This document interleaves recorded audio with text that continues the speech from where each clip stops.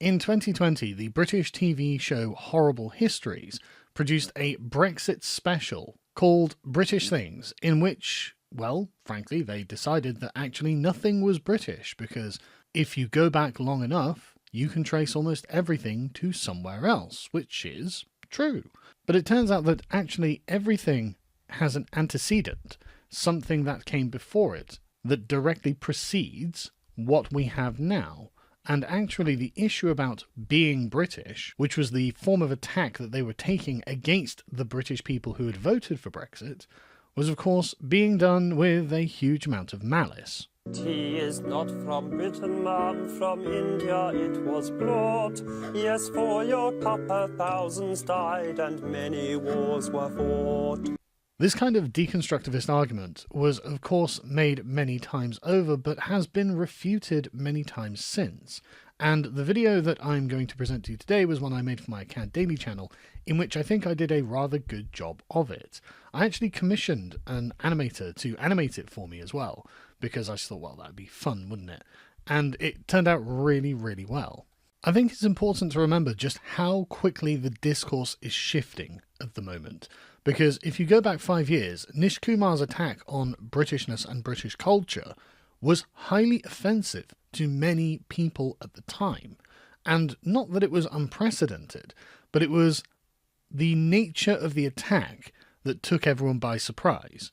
Using a children's TV show to just turn around and say, look, nothing's British, and you're basically a bunch of evil, enslaving, warmongering imperialists, and we're going to allow the BBC to pay Nish Kumar to tell your children that, seemed to take everyone by surprise, especially given the childish and vengeful nature of the show. And they chose the medium of a children's history TV program because they know how much this is going to bother you. If you poison the minds of children against their own civilization and society, well, they're going to be so much easier to mould into communist revolutionaries going forward.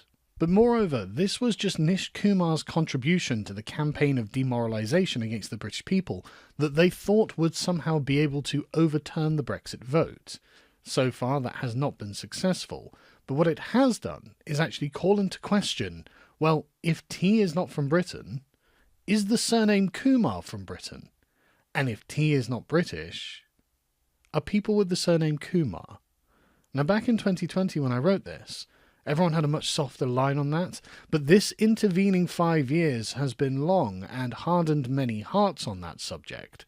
And so the subject of this video seems all the more relevant today than when I first recorded it, because it seems actually, in their continual attempt to deconstruct us, they have deconstructed themselves as well.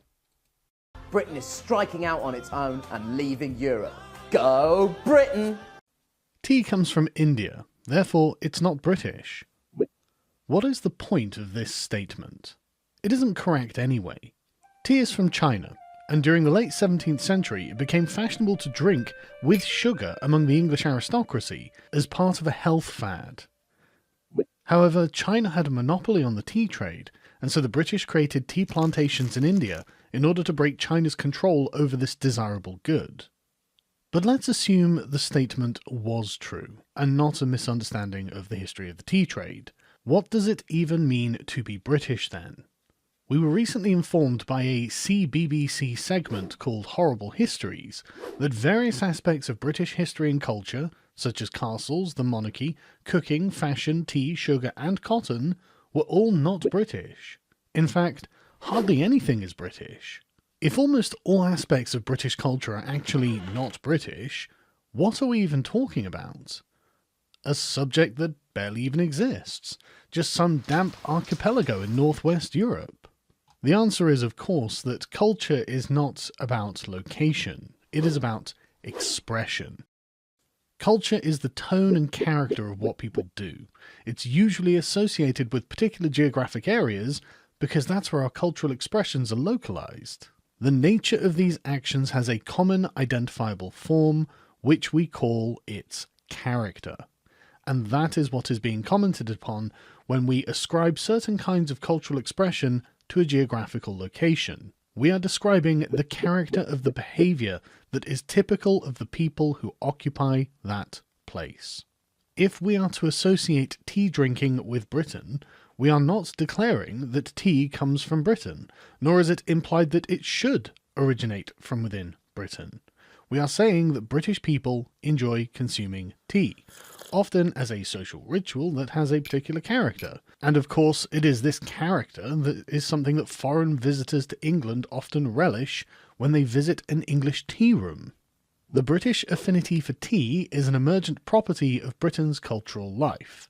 It did not emerge in India, where they did not drink tea with milk and sugar from porcelain cups and saucers, accompanied by scones with clotted cream and jam, and possibly sandwiches with the crusts cut off while sat in an English country garden. This kind of cultural expression emerged in Britain, and the trade networks that supplied the tea and sugar from across the world were a product of the British Empire, so we understandably call it British. But why are we even having this conversation? It seems that certain children's entertainers would have us believe that if we can identify the components of a thing, then it essentially ceases to be. Where does this line of logic end? Are we not all actually from Africa? Are we not all animals? Are we not all made of stardust? If we can trace the origins of the molecules in every human being, does that mean that the human race no longer exists? The English language itself is an example that any coherent thing is more than the sum of its parts. Around 1,500 years ago, the Roman Empire withdrew from Britain. Tribes from northern Germany and Denmark migrated to the British Isles and conquered the territory that would come to be known as England. The Kingdom of England, as a political entity, has existed for over 1,000 years and has fought wars with almost every other major power on Earth, either independently or part of the United Kingdom, and has conquered and been conquered in turn. Over this vast period of time, the language spoken by the English has changed and incorporated foreign influences from many different languages, and out of this confluence, something we can uniquely identify as the English language has emerged, a language not intelligible to speakers of other languages. We can declare that the English language comes from England, with absolutely no confusion. It doesn't come from France, Germany, Italy, or Greece, no matter what we might think of each culture's impact on the language itself. England is the original English-speaking country, before the language was spread across the world during the Age of Sail. Knowing the etymology of each word in the English language does not make the language any less intelligible to anyone who speaks it, nor does it help non-speakers understand it. Taken apart, the disparate collection of words from different cultures would make no sense, but when incorporated into a common language they are infused with meaning that is unique to the language itself. It becomes a thing that did not exist before.